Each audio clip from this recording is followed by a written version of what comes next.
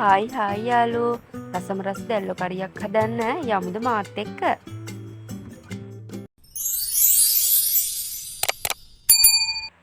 ඉතින් අද මම මේ දැල්ලෝ කරිය හදන්න අරගෙන තියෙන්නේ වරා දැල්ලෝ. වරා දැල්ලෝ කියලා කියන්නේ ඔයාලා දන්න සාමාන්‍ය දැල්ලොන්ට වැඩිය ටිකක් ලොකු දැල්ලෝ. ඉතින් මං ඒක හදන්න තක්කාලි, අවුමිරිස්, ලූණු, කරපිංචා, සුදු ලූණු ලෑස්ති කරගෙන තියෙනවා. ඉතින් අපි මුලින්ම හට්ටියක් ලිපේ තියාගෙන ඉතින් මේ දැල්ලෝ ටික තඹ ගන්න තමයි දැන් මේ ලෑස්ති වෙන්නේ. ඉතින් දැල්ලෝ තඹ ගනිද්දි වතුර දාගන්න එපා. මොකද දැල්ලෝ වල වතුර තියෙනවා. ඉතින් අපි විනාඩි 10ක් 15ක් විතර මේ දැල්ලෝ ටික තම්බෙනකන් වහලා ලිපේ තියාගමු.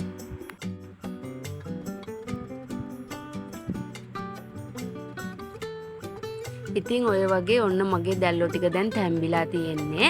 දැන් මම මේකට පොල් කිරි එකතු කරන්න තමයි හදන්නේ. පොල් කිරි ගන්නකොට දිය කිරි, මිටි කිරි දෙකම මම මෙතනදී අරගෙන තියෙනවා. ඉතින් යාළුවෝ දැල්ලෝ කියන්නේ ගොඩක් උෂ්ණ කෑමක් නිසා දැල්ලෝ හදන හැම වෙලාවකම පුළුවන් නම් මුරුංගා කොළ ටිකක් එකතු කරගන්නත් අමතක කරන්න එපා. ඉතින් මම දැන් මේ දැල්ලෝ එකට අපි කපාගත්ත තක්කාලි අවුමිරිසුයි එකතු කරගන්න තමයි හදන්නේ.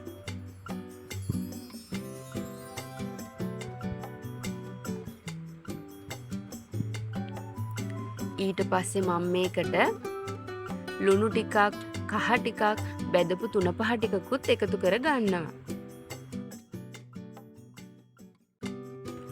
මං කුරුඳු කෑල්ලකුත් එකතු කරගත්තනේ.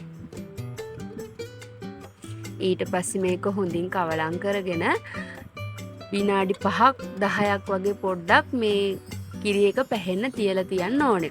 හොඳට මතක තියාගන්න මේක වහන්න එපා. මොකද එතකොට පොල් කිරි එක කැටි ගැහෙන්න බලනවා.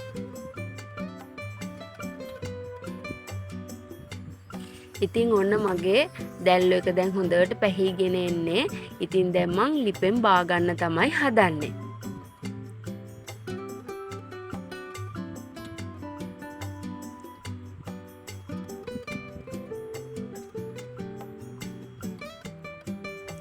ඉතින් දැන් ලිපෙන් බාගෙන මං ආපහු හට්ටියක් ලිපේ තියාගෙන ඒකට පොල් තෙල් ටිකක් දාගන්නවා. ඊට පස්සේ පොල් තෙල් ටික රත් වුණාම අර අපි කලින් කපාගත්ත ලූණු, කරපිංචා, සුදු ලූණු මේකට එකතු කරගන්නවා. මට රම්පෙ තිබිච්ච නැති නිසා යාළුවෝ මම රම්පෙ ගත්තේ නෑ. ඉතින් ඔයාලා රම්පෙ කොලයක් එකතු කරගන්න. එතකොට තව සුවඳත් වැඩි වෙනවා. ඉතින් ඔය වගේ ඕක තෙලේ ටිකක් බැදෙනකොට මං ඕකට ගම් මිරිස්, කුඩු මිරිස් එකතු කරගෙන හොඳට කවලම් කර ගන්නවා. යාළුවනේ මං එඩිට් කරනකොට තමයි දැක්කේ මෙන්න මෙතන ටිකක් වීඩියෝ වෙලා නැහැ. ඉතින් මෙතනදි මං ලොකු දෙයක් කරේ නැහැ. අර අපි කලින් ලිපෙන් බාගත්ත දැල්ලෝ එකේ හොදි ටික පැත්තකින් තියලා දැල්ලෝ ටික විතරක් මේ අපි හදාගත්ත ලූණු මිශ්‍රණයට දාලා කවලම් කරන එක තමයි මෙතනදි කරන්නේ. ඉතින් ඔහොම කවලම් කරලා විනාඩි 3ක් 4ක් විතර ඒක තෙලේ තැම්බෙන්න චුට්ටක් තියලා තියෙනවා.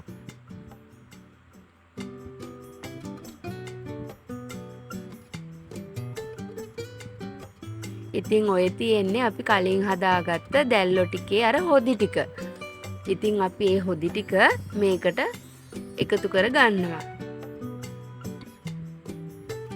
ඉතින් හොඳට කවලම් කරලා ටිකක් ගින්දර අඩු කරලා ලිපේ තියාගන්න තමයි චුට්ටක් තියෙන්නේ.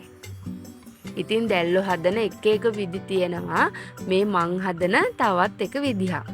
ඉතින් ඔයාලට මං දැල්ලෝ හදන තවත් ක්‍රමයක් ඉස්සරහට අරගෙන එන්නම්කෝ.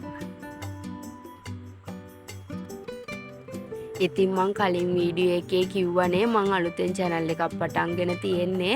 මට subscribersලා 100 කරගන්න ඔයාලා උදව් කරන්න කියලා. ඉතින් ඒ වීඩියෝ එකෙන් පස්සේ මට ගොඩක් දෙනෙක් subscribe කරලා තිබ්බා.